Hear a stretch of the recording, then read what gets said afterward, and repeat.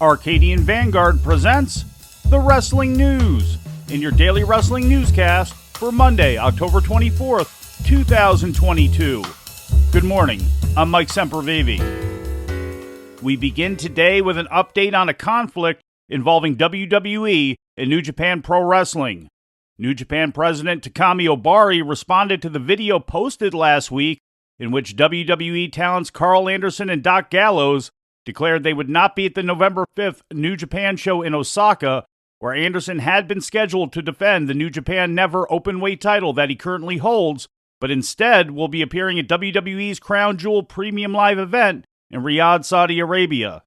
Wrote Obari on Twitter Saturday, quote, "We are doing all we can to ensure every signed match in Osaka on November 5th happens as promised. We expect all wrestlers, especially champions, to honor their advertised commitments," unquote. In an interview with Tokyo Sports the day before, Obari had stated that he was angry about the double booking situation and Anderson and Gallows' response, in which they claimed the scheduling conflict was the fault of New Japan for not going through the proper channels. The title match, set to be a defense against Hikuleo, was already being advertised before Anderson and Gallows had officially returned to WWE. In more news from New Japan, the finals of the tournament to crown the first ever New Japan Women's Champion is now official and will pit Mayu Iwatani against Kairi to determine who the first title holder will be in a match to be held at the New Japan and Stardom cross-promotional show at Tokyo's Ariake Arena on November 20th. The two finalists were determined yesterday on the first night of the Goddess of Stardom Tag League Series at the Tachikawa State Garden in Tokyo, with Iwatani defeating Utami Hayashishida and Kairi defeating Jazzy Gabert in semifinal matches. Iwatani and Kairi last met in the ring 5 years ago when Iwatani defeated Kairi to win the Wonder of Stardom Championship. WWE came to Pikesville, Illinois last night with a Sunday Stunner Super Show at the Appalachian Wireless Arena. The house show main event featured Seth Rollins retaining the United States title against former champion Bobby Lashley, as well as Matt Riddle and The Miz in a fatal four-way match. In other championship matches, the Usos retained the undisputed WWE World Tag Team title against Kevin Owens and Johnny Gargano, and Ronda Rousey successfully defended the SmackDown Women's title against former champ Liv Morgan in an Extreme Rules match. In other results, Raw Women's Champion Bianca Belair and Alexa Bliss defeated Bayley and Dakota Kai of Damage Control.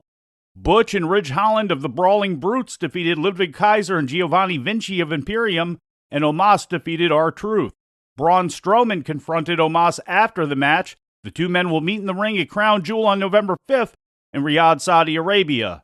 A total of 3,167 tickets were distributed for the show, with 744 remaining available as of 3 hours before bell time, according to a report from WrestleTix.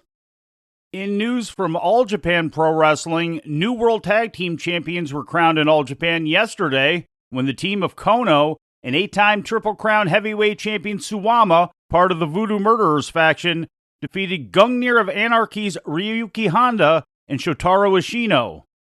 This is Kono's second All Japan Tag Team title and Suwama's seventh.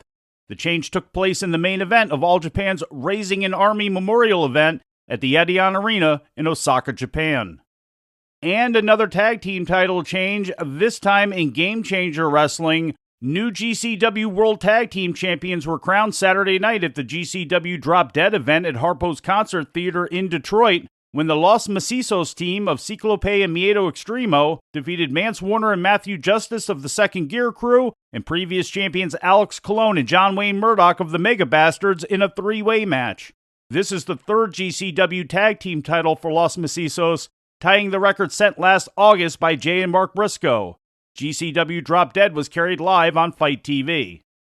GCW also announced on Saturday night via Twitter that Japanese promotion DDT would be coming to the United States at the end of March for an interpromotional card in Los Angeles simply titled GCW vs. DDT.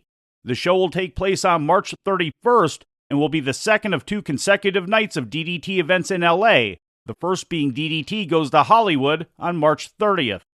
With injury news, here is the Wrestling News' Lou Kipilman. Women of Wrestling champion The Beast has been recovering from a leg injury. It was revealed over the weekend in a report from Fightful Select. The injury occurred early in WOW's TV tapings last August, according to the report, but the injury was not made public at the time. The injury to the Beast, one of the company's top stars, has reportedly led to significant changes in creative, and one source from within the company indicated to Fightful that the remainder of WOW's tapings may have been delayed in order to give Beast a chance to heal. COVID-19 precautions were given as the official reason for the delay. WOW returned to TV with a nationwide syndicated deal last month after a 3-year hiatus. The Beast is one of the only talents from the earlier iteration of WOW to be retained in the current version, and has held the WOW Championship since beating Tessa Blanchard for it in May 2019. The nationally syndicated version of WOW has been performing well in the ratings, with the fourth and most recent episode attracting a larger audience than AEW's Battle of the Belts 4 TV special on TNT. For the wrestling news, I'm Lou Kipilman. And finally, in some news from outside the ring, WWE Hall of Famer and former WCW Executive Vice President Cowboy Bill Watts, also known as the owner of Mid-South Wrestling Association in the 1980s, revealed on the latest episode of the Stories with Briscoe and Bradshaw podcast that he's been struggling with severe COVID during the past few months. Here I'm at this age, I'm 83, and Jerry, as you know, for the last 4 to 5 months, I got the worst strain of COVID and viral pneumonia, and I've really fought for my life. I've been in the hospital 5 times. And, you know, you're so weak, and all you're going to talk about is your damn health. And I think, what a miserable thing when, boy, did we raise some cane and do some things. And we didn't ever even consider getting old because we didn't even know what it was, Didn't think we were going to get there either. It ain't, there's not much good about it. It's not for wussies. That's for sure. Yeah. And before we leave you today, we have a few corrections. On Saturday's broadcast, we mistakenly referred to the Triple Mania match between Phoenix and El Hijo del Vikingo as the widely praised main event of the show. While it was a main event, it was not the main event, which was actually Penta El Zero M, aka Pentagon Jr., who defeated Viano 4 in a mask versus mask match. Also on Friday and Saturday, when reporting on Shawn Michaels' conference calls about upcoming NXT events, we mistakenly referenced that the upcoming show branded Deadline may be the first NXT Premium Live event to take place outside of the WWE Performance Center in Orlando, Florida, since before the COVID-19 pandemic. That is inaccurate, as this year's NXT Stand and Deliver Premium Live event was held in Dallas this past April 2nd as part of WrestleMania weekend. We apologize for the errors, and if you believe we made an error, please reach out to us through social media, especially on Twitter, @WrestlingNewsAV, or myself personally, @Sempervive. All social media activity emanating from personal accounts of the Arcadian Vanguard Podcast Network are the views and opinions of the individual, and do not necessarily represent the thoughts or positions of the Arcadian Vanguard, its other hosts, or advertisers.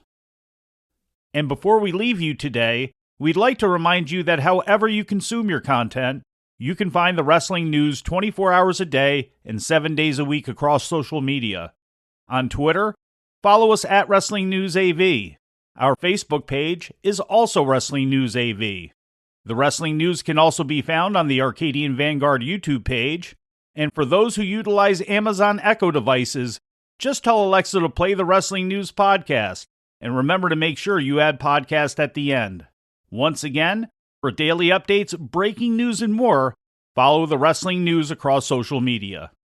And that's the news for today. If anything happens, we will be here to tell you about it. No clickbait, no paywall, just the wrestling news. The Wrestling News is a division of Arcadian Vanguard, and the Wrestling Newscast is a production of the Arcadian Vanguard Podcast Network.